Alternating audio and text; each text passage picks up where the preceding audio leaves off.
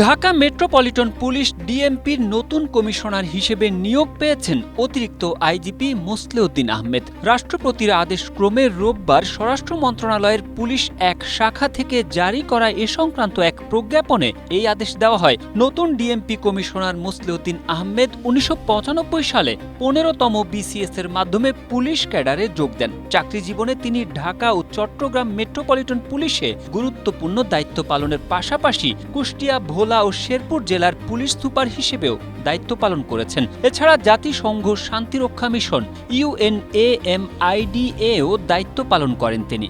২০২৪ সালের ২৪ October DIG পদ থেকে পদোন্নতি পেয়ে অতিরিক্ত আইজিপি হন মোসলেউদ্দিন আহমেদ। সবশেষ তিনি সিআইডি প্রধান হিসেবে কর্মরত ছিলেন। এর আগে পুলিশ সদর দপ্তরে অতিরিক্ত আইজিপি পদেও দায়িত্ব পালন করেন।